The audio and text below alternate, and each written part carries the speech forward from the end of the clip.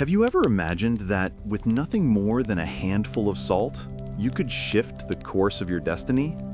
Imagine this: someone who owes you money suddenly compelled to pay you back. A rival who once looked down on you suddenly lowering their head. It almost sounds like magic, doesn't it? But here's the surprising truth. Throughout history, salt has been more than just something you sprinkle on your food. For thousands of years, across different cultures, religions, and spiritual practices, salt has been treated as a sacred tool, a substance of power, purity, and transformation. In ancient traditions, salt was never ordinary. In Asia, it was believed to cleanse away dark spirits and banish bad fortune. In Europe, salt was sprinkled at thresholds to protect homes from evil. Even in biblical texts, salt symbolized covenant, loyalty, and divine justice. Everywhere in the world, humans instinctively recognized that salt held something beyond its taste. It was a force of balance. But let's pause for a moment. You might be wondering, isn't this just old superstition? After all, science tells us that salt is sodium chloride, a mineral compound. Yet, even in modern science, salt holds unique qualities.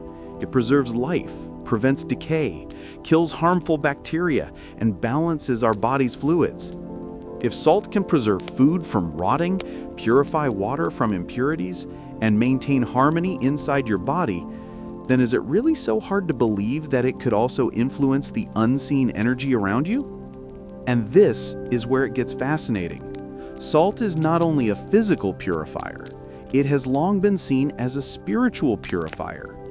In Buddhist philosophy, cleansing the mind is the foundation of cleansing the world.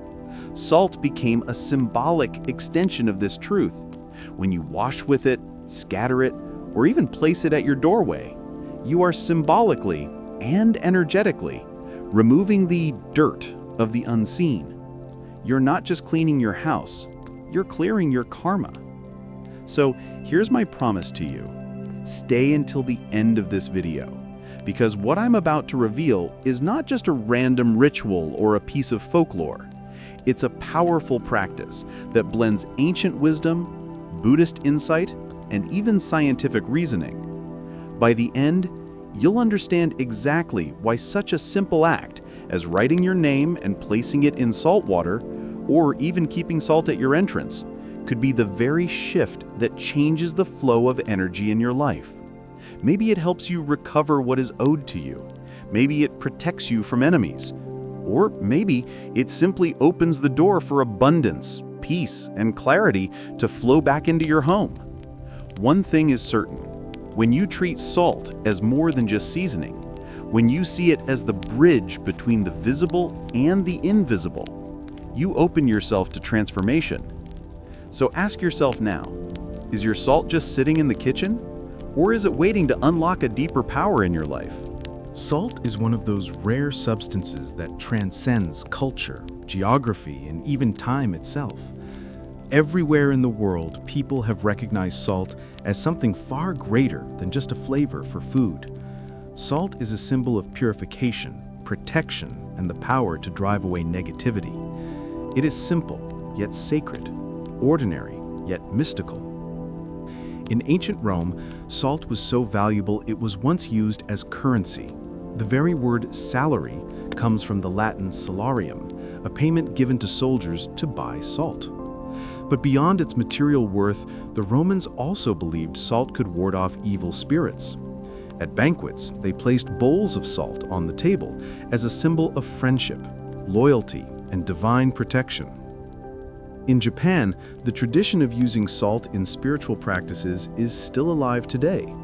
Before entering a sumo wrestling match, wrestlers scatter salt into the ring to purify the space and protect themselves from misfortune. At Shinto shrines, salt is placed at the entrance as a way of cleansing both the body and spirit of visitors. Even outside temples, shop owners sometimes keep small piles of salt at their doorways, a quiet but powerful shield against negative energy. Travel further to India, And you'll find salt in Vedic rituals, symbolizing hospitality and sacred connection. In Hindu households, salt is sometimes used in prayers to remove the evil eye and restore balance to the family. In Buddhism, too, salt is sprinkled during ceremonies to banish harmful influences and protect monks in their meditative spaces. Again and again, across different lands and beliefs, salt appears as a guardian of harmony. And then there is science. On the surface, salt is sodium chloride, but even here, it behaves in extraordinary ways. Salt absorbs moisture from the air, reducing dampness and mold. It creates an environment where bacteria struggle to survive. In other words, salt literally protects us from decay. And because humans are deeply sensitive to our surroundings, this sense of cleanliness and purity also impacts us psychologically. A space that feels clean is a space where the mind feels safe, calmed, and clear. This is where spirituality and science meet. If salt can physically preserve, protect, and purify, then when you combine it with intention, it becomes a spiritual tool of transformation. Writing your name on paper and placing it in salt water, sprinkling salt at your doorway, or even using salt in meditation rituals. All of these practices are ways of aligning your inner energy with the outer world. Salt becomes more than a mineral. It becomes a mirror. If you pour into it fear, it holds fear. If you pour into it intention, strength, and clarity, it reflects that energy back to you, multiplied. That is why for thousands of years, salt has remained at the center of rituals. It is both simple and profound, ordinary yet magical. So the next time you hold a handful of salt, don't just see it as seasoning. See it as a bridge between science and spirit, between protection and abundance, between who you are now and who you are becoming. When we think of debt, most of us immediately imagine money. Someone owes us cash, or we owe the bank for a loan.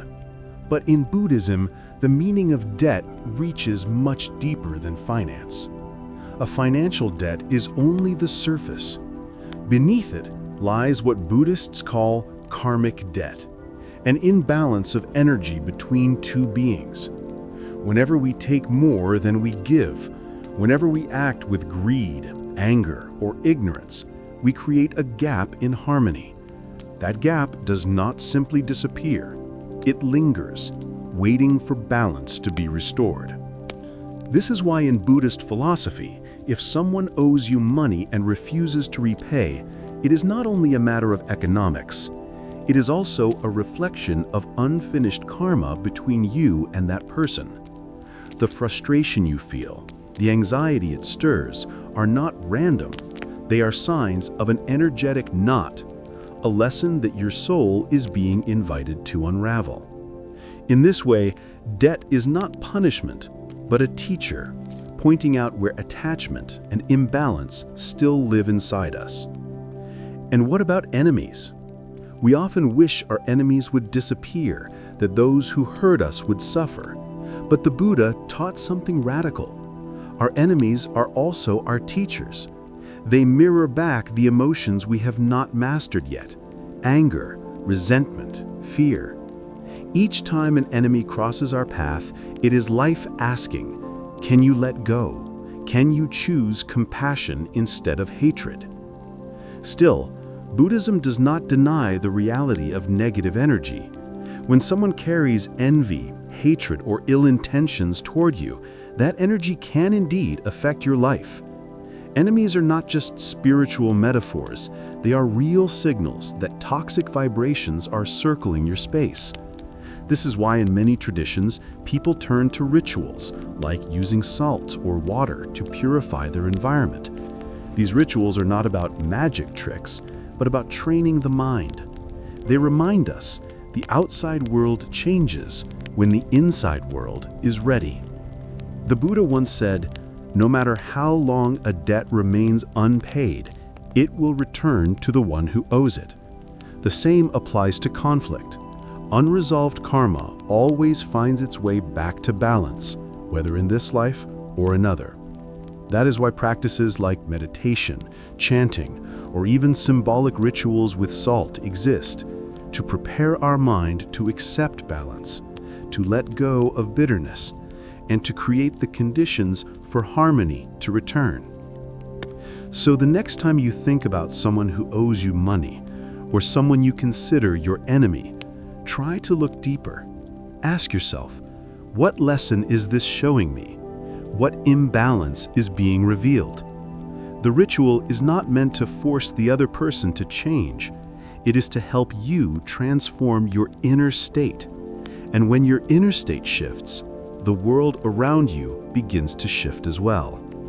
In Buddhism, debt and enemies are never just obstacles. They are mirrors, showing us where we still need to grow, and invitations to reclaim our peace. Salt has been called the crystal of the earth, a substance born from oceans and mountains, carrying both the memory of water and the solidity of stone. When we use salt in a ritual, we are not simply handling grains of sodium chloride, but engaging with an ancient key that countless cultures have trusted for purification, protection, and release. To begin, one chooses a quiet space where no disturbance will reach and prepares only the simplest of objects: a bowl of pure salt, a piece of paper with a pen, and a white candle that symbolizes clarity and renewal. These items appear ordinary, yet in the presence of intention, they become instruments of transformation. The ritual begins with the act of writing. On the paper is inscribed the name of the person connected to a heavy burden. Perhaps someone who owes money. Perhaps a figure with whom conflict has never been resolved. Or perhaps even a single word that embodies the tension itself, like debt, conflict, or anger. This slip of paper is then placed beneath the bowl of salt so that the salt may embrace it, shield it, and absorb the vibrations tied to that unresolved energy.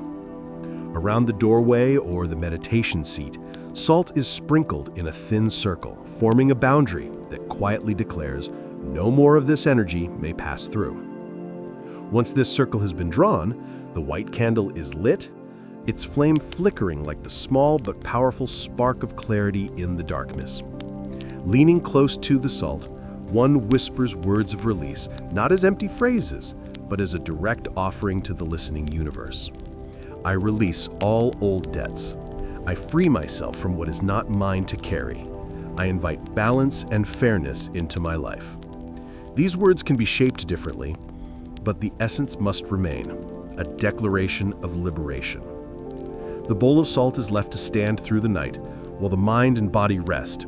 For during sleep, the subconscious continues the work of letting go, while the salt silently holds and transforms the weight of the past.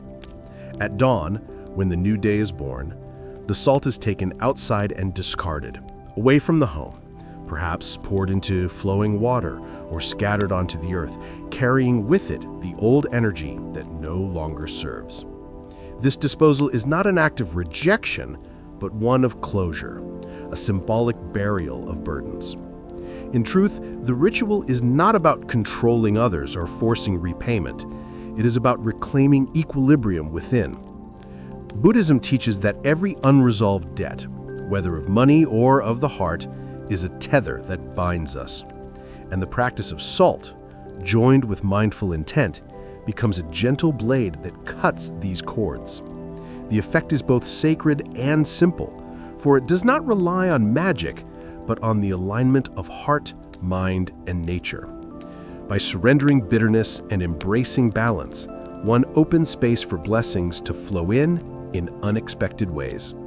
Modern science may not speak the language of rituals, yet it cannot deny the subtle but powerful effects of belief on the human mind.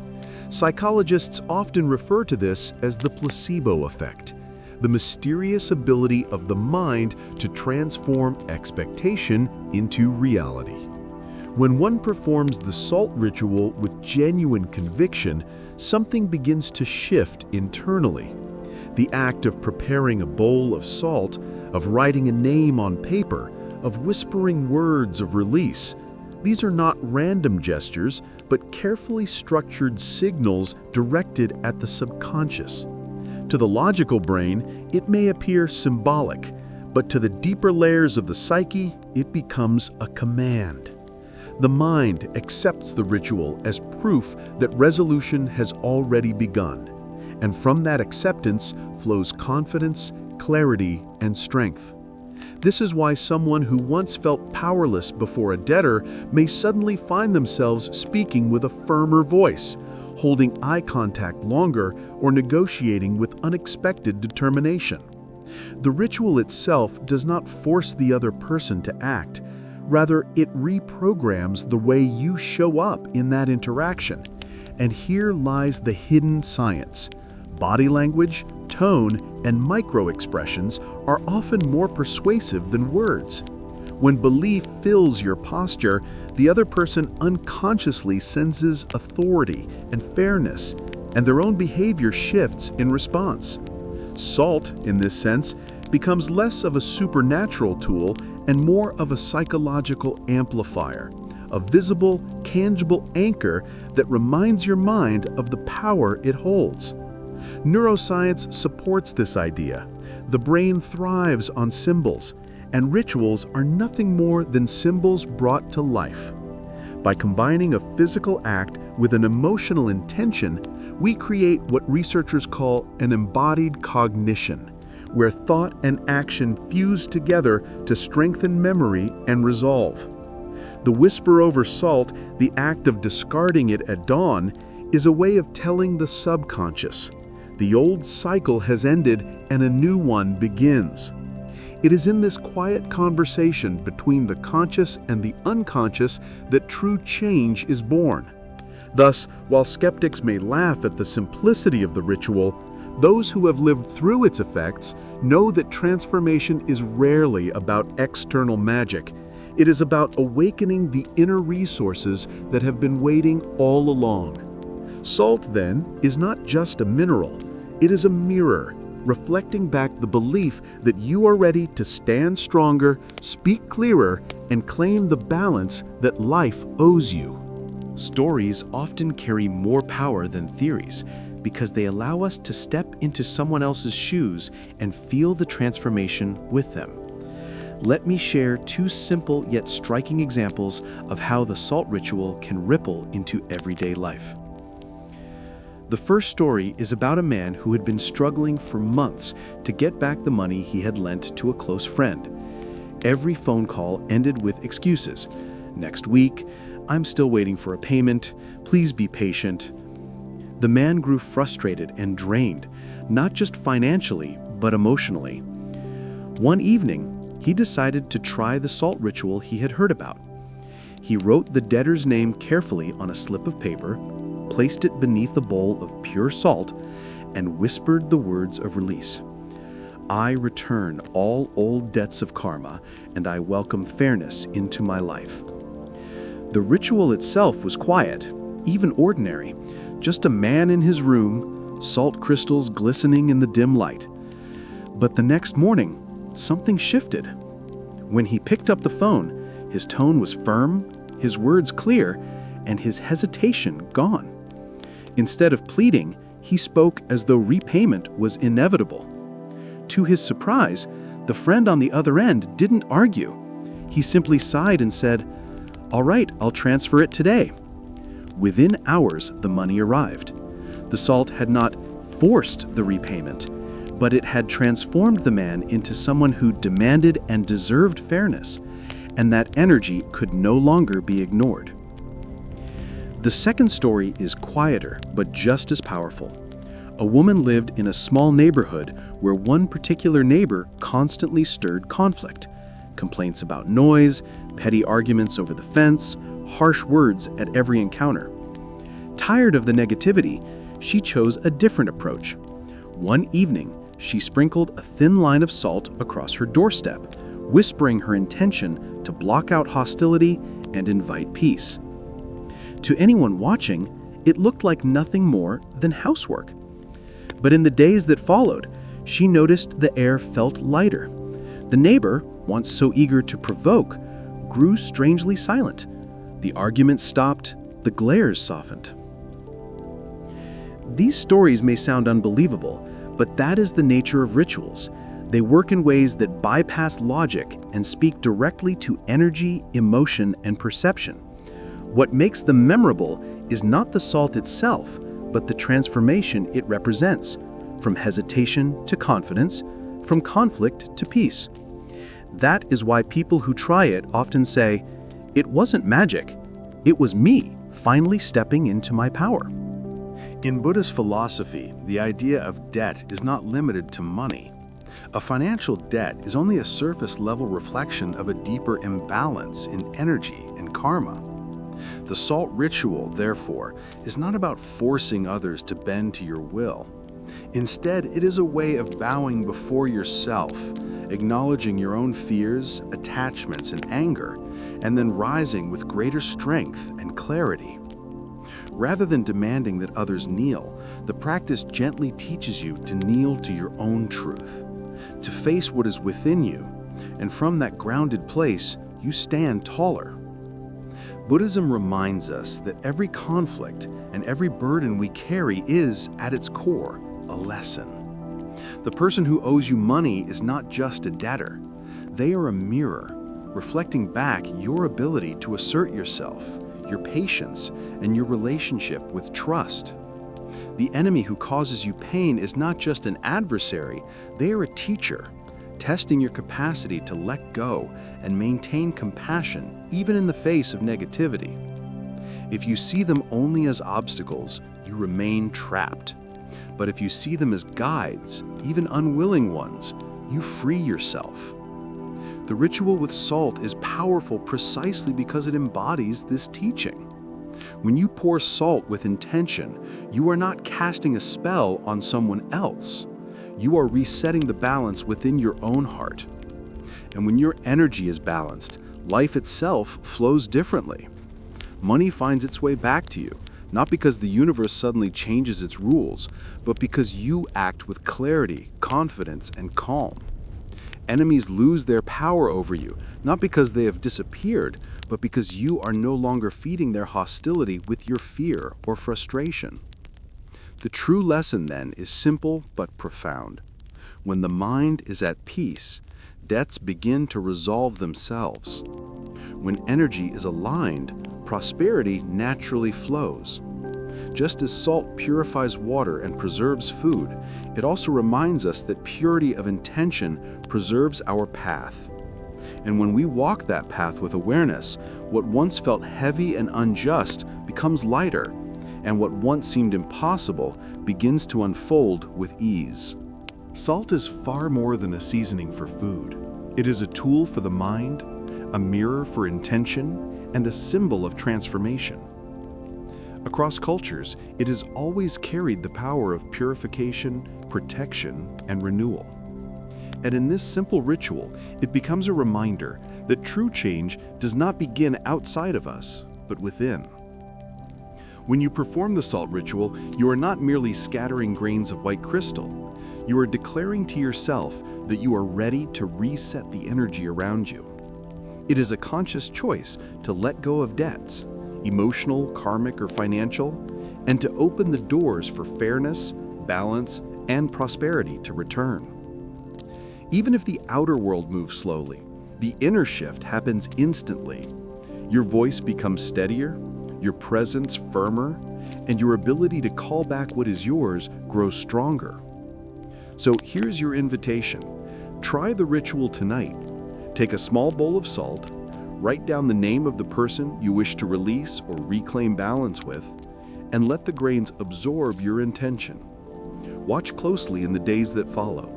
Pay attention to how conversations shift, how your inner state transforms, and how opportunities begin to appear where before there was only frustration. Remember, the power of salt is not in superstition. It is in the clarity it gives your mind and the courage it awakens in your spirit. If you want to truly test this, don't just listen to these words, practice it. Experience it. Let it show you what it means to combine symbolism with psychology and ritual with reality. And finally, I would love to hear your journey. After you try the ritual, come back and share your experience in the comments below. What changed for you? What did you feel? What did you notice?